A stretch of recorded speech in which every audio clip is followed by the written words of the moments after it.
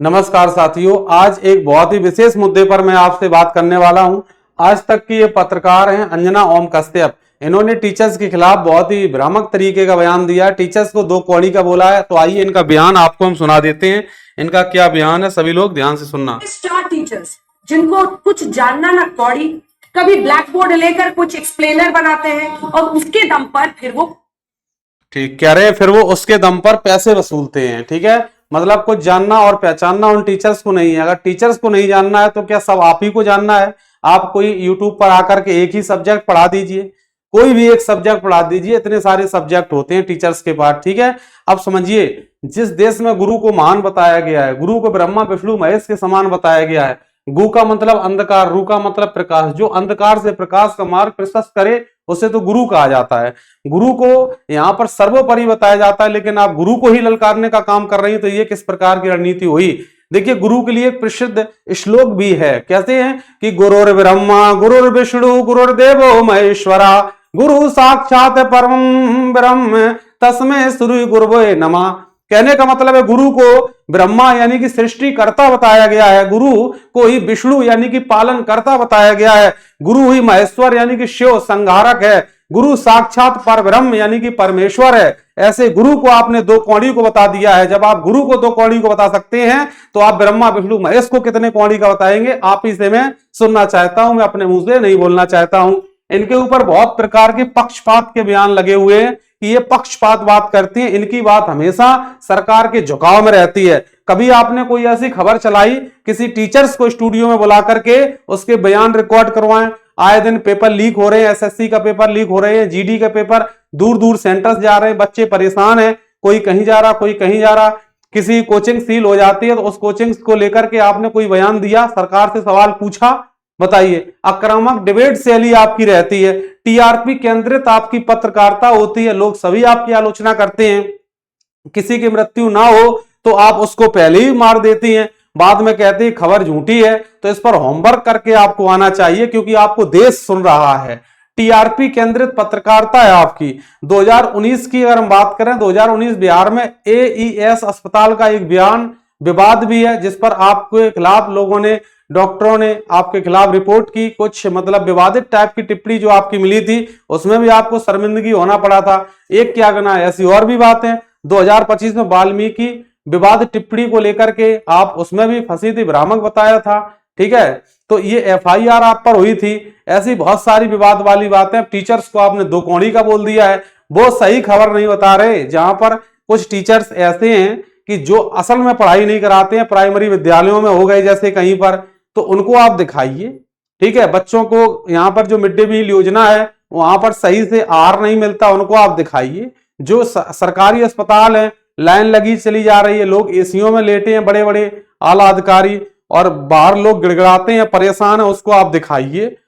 पर्चे लीक हो रहे हैं, एक बार विद्यार्थियों के सामने जाइए, किसी इको गार्डन में चले जाइए, लखनऊ आ जाइए, ठीक है, और भी जगह पर चले जाइए, विद्यार्थियों से पूछिए क्या आप इतना रुपया इकट्ठा करके फॉर्म आपने डाला, पढ़ाई आपने की? 200 से 300 रुपए में टीचर्स कोर्स दे देते हैं, जो कोर्स 10-15 हजार का होता है। रूम लेके रहता है बच्चा, मान लो 4,000 रूम का भाड़ा, 4,000 खाना, तो 8,000 रुपए महीना गया, एक साल तैयारी करी। यहाँ पर टीचर 500-700 ही में भी कोर्स दे देते हैं। अब देखिए, दो कौड़ी के टीचर्स होने के बावजूद भी टीचर्स क्या कर रहे हैं? ये मेरे ही चैनल देख लीजिए, कितने घंटे की मैराथन। यहाँ पर देखिए, अभी मैराथन आपको हम दिखाते हैं। देखिए, 2 घंटे 25 मिनट, 2 घंटे 40 मिनट, और ये इसी प्रकार से देखिए 5 घंटे 27 मिनट, 4 घंटे 39 मिनट। जब एक टांग पर खड़ा होना पड़े 5 घंटे 27 मिनट, और ऑफलाइन बैच पढ़ाना पड़े सुबह शाम। ये मेरा ही नहीं, सभी टीचर्स का यही रूटीन है, किसी का कम किसी का ज्यादा। तो आपको पता लग जाए कौन 2 कौड़ी का है, कौन 4 कौड़ी का है। कहने से क्या है, सरकार के झुकाव में बात करोगे तो सरकार आपको कुछ कहेगी नहीं। सभी विद्यार्थी दोस्तों कमेंट करके बताएं, क्या इनको कुछ दिनों के लिए हटा दिया जाए पद से और किसी दूसरे को न्यूज रिपोर्टर बना दिया जाए? तो इस प्रकार की चीज आप भी बताइए। अगर कोई दूसरा व्यक्ति किसी की बुराई कर दे तो उसकी आप कोचिंग बंद करवा दो। सरकार से मेरा ये सवाल है। अब कोई व्यक्ति ऐसा हो जो कुछ दूसरे के खिलाफ बोल दे तो उसकी कोचिंग बंद हो जाए, उसके ऊपर एफआईआर करा दो। लाठी चार्ज करा दो अगर कहीं किसी प्रकार का धरना प्रदर्शन किया जाए, लेकिन जो टीचरों के खिलाफ गलत बोल रहे हैं, जो सरकार के पक्ष में है, तो उनको कुछ नहीं होना चाहिए। ये किस प्रकार का न्याय है? कैसा समानता का अधिकार है? कैसा ये भारतीय संविधान है? बताइए, आप ही लोग बताइए दोस्तों कमेंट्स करके। मैं आपसे बस इतना ही कहना चाहता हूं, टीचर्स को गलत बोलना बंद करिए और एक बार माफी मांगिए कि मेरे द्वारा ये शब्द थे जो गलत निकल गए हैं। आइए, आखिरी में आपको माफी मांगनी पड़ेगी। देश का जो सर्वोपरि है टीचर्स, जो विद्यार्थियों का भविष्य तय करता है। आपके भी बच्चे होंगे घर में, आप भी अपने बच्चों को टीचर से पढ़वाती होंगी, तो आप बताइए, टीचर्स अपने बच्चों का आप कोई भी सब्जेक्ट एक पढ़ा करके देख लीजिए और फिर देख लीजिए कि नंबर कितने आ रहे हैं उस बच्चे के, या फिर आप इतने ही होशियार हैं, सभी टीचर्स ज्यादा आप सर्वोपरि हैं, तो अपना भी एक यूट्यूब चैनल खोल लीजिए अंजना नाम से और उस पर बच्चों को पढ़ाइए, बच्चे देख लेंगे आपकी प्रतिक्रिया। वहां से बोलना आसान होता है, लेकिन यहां पर खड़े होकर बोलना मैडम बड़ा कठिन होता है, समझे? तो ये सारी चीजें होती हैं। किसी को बुलाइए स्टूडियो, मुझे ही बुलाइए, फिर आपको हम बहुत सारे मुद्दे वहां पर गिनवाएं। किस टाइप से विद्यार्थी परेशान है, विद्यार्थी यहाँ रोता है, चिल्लाता है कि सर मैंने कैसे रुपए इकट्ठे किए थे, परीक्षा देने गया, वहां पर उसका पेपर आउट हो गया, कैसा लगता होगा उसको, क्या बीतती होगी उस पर?